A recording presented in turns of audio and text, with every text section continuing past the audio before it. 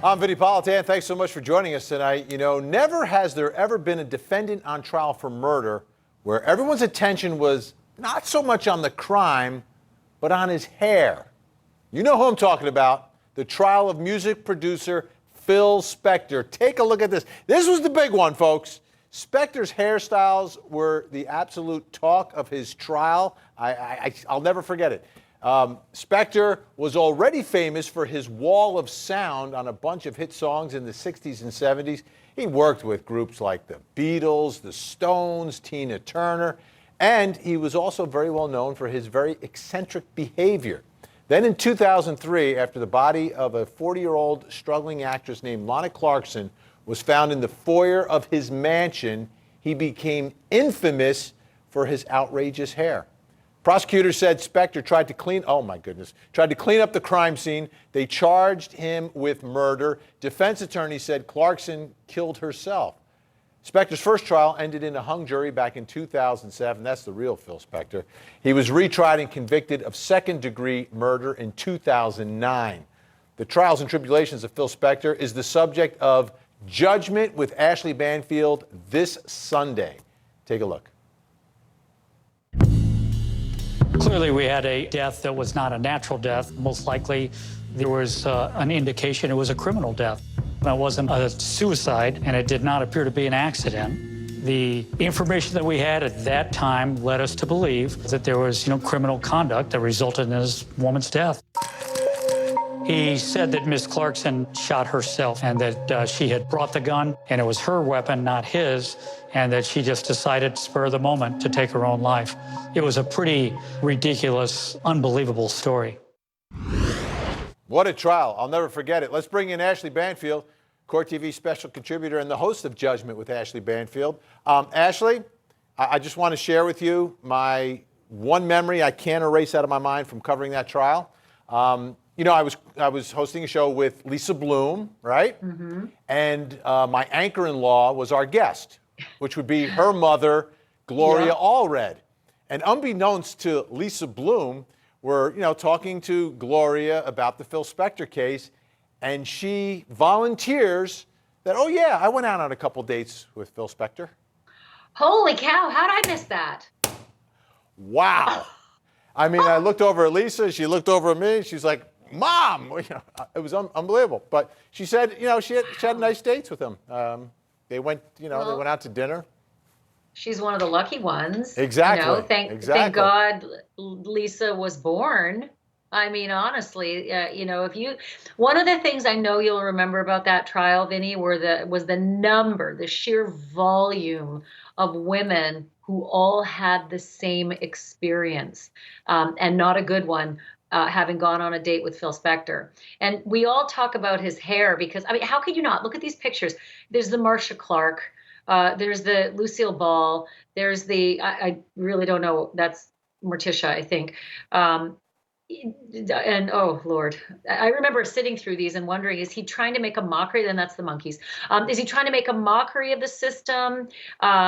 We all know there's something else going on under there. So what is with this at a murder trial? I found it very offensive just to start with that he would do this kind of thing, but this is what he did, and this is what the headlines ended up being sort of mostly focused and concentrated on. And they should have been concentrated on the dozen plus women who had all been menaced by this man with a gun to their heads or mouths as they were trying to leave, as they were trying to get away from a date because drunken Phil thought he was cool with his guns. Well, finally one of those guns went off, and it went off in the mouth of Lana Clarkson, 40 years old and beautiful. And he used her against herself, saying, oh, she must have committed suicide because, her acting career was flailing. These are the pictures now we see. And I sort of can't help but fixate on them, Vinny, as I'm sure you can't. That we haven't seen these very much. These are the mugshots of Phil through the years, and some of them have the dates on them. But effectively, he seems to be looking better, strangely enough, as he's moved through time. The most recent of the mugshots have him sort of with a goatee that's gray and big, but kind of looks happier and better adjusted. It's sort of odd after having spent, over a decade in a federal lockup. I do want to update you, though. I checked his ID, which is G63408, inmate number G63408. And it says he's now housed at the California Healthcare Facility in Stockton. I thought, what the heck is that? I called and they said, this is a place that really primarily, houses inmates who have long-term medical or mental health needs, but it also hosts, inmates with general population needs. So nobody, they say, should assume for a minute that Mr. Spector has anything wrong with him. They did also say that they make their decisions based on a person's security, medical, psychiatric, and program needs, and that Phil Spector's decision was based on his individual case factors, whatever that means. But it's interesting to note that he's in the California Healthcare Facility in Stockton now. Regardless, let's go back to that whole business about threatening women. The reason he is locked up on a term that he's actually up for parole, and I think in about 4 years, believe it or not, for second-degree murder of Lana Clarkson, after so many women had this pattern evidence against him. Only 5 of them were allowed to testify. But on my show Judgment coming up this Sunday, I want you to have a listen to this little snippet that talks about all of these women and how they were treated by him. We all have different sides to us, and all your terrible dark sides with Phil Spector, it's allowed to run rampant. It's almost like a perfect storm. He was known for having held some women hostage with guns. He never shot anybody, but he threatened them. The elevator doors opened up and Dorothy Melvin and Phil Spector exit the elevator. They're having an argument. I've never seen this with him when he wasn't drinking. I only saw it with him when he was drinking. He snaps and he turns on a dime and he becomes a lunatic. Phil Spector was saying, that I ought to put a bullet in a head right now. There was a gun pointed at my temple, actually touching my temple. He had his gun with him, and he pulled a chair and put it in front of the door and said that I wasn't going anywhere. He said, if you leave, I'll blow your head off. He had a gun to my face, a pistol of some sort, and he had it here. He put it all over me. He took his right hand that was holding the revolver and smacked me in the side of the head and said, I told you to get back in the house. And so I ran to my car. He's running after me. Did he have the Uzi as he's running after you? He has the Uzi as he's running after me. Did you, after the incident, ever allow yourself to be alone with the defendant? Never. There was this woman that looked at Phil's hair and went, ah! Phil became so incensed that he said, where's my gun? I want to kill her for making fun of him. And the next minute we were standing there and Phil had a gun in his hand. The bottom line, I remember closing my front door and saying, as long as I live, I will never be in Phil Spector's presence again. So hard to believe that we're actually talking about the legendary music producer known for the Wall of Sound, known for incredible hits like Da-Do, Run, Run, Run, and You've Lost That Love and Feeling. I mean, these are anthems of all of our lives, and that's the guy who was being talked about in court. He's worked with the Beatles, Tina Turner, Rolling Stones, Ronettes. I mean, he was royalty. He was absolute royalty. Maybe that's why he got all these dates in the first place, because, yeah, the wigs were a bit weird. But to Lana Clarkson, because that's important here. She was an actress who starred in a 1985 cult film called The Barbarian Queen. She also had a role in Fast Times at Ridgemont High, one of my favorite movies growing up. But she was 40 and working at the House of Blues as a hostess, and that's how she met Phil that night. And Phil used the fact that she was 40 and an actress and that her career wasn't going well against this dead victim, saying that she turned a gun on herself and committed suicide at my front door with her purse on her shoulder, sitting, waiting to leave. I mean, it sounds crazy to me, but have a look at how that played out. The thing with Lana, she was gorgeous. She was 6 foot tall. When she walked into a room, every single head turned to her because not only was she gorgeous looking, she had a great sense of humor. You could just see it with her presence. Would you recognize her if she walked in the room? Oh, I mean, absolutely. She's like 6'1" or 2", and you'd recognize Lana because she was funny and vivacious. You didn't offer her any other part, did you? No. She might have come in on something on Pearl Harbor, but I can't recall. I just happened to come to the House of Blues. I was surprised to see Lana there. And she told me she had just taken this job. And she was excited to find that she may have found her niche of what she wanted to do. She wanted to learn the business side of it. She needed to learn how to do budget spreadsheets and that part that she didn't know. Did there come a time when you knew that she took what I'll call a corporate job? Yes, at the House of Blues. And she wasn't very happy about that job, was she? At first, she was very happy.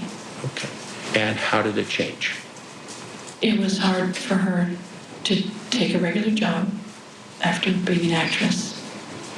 And it hurt her and it humiliated her.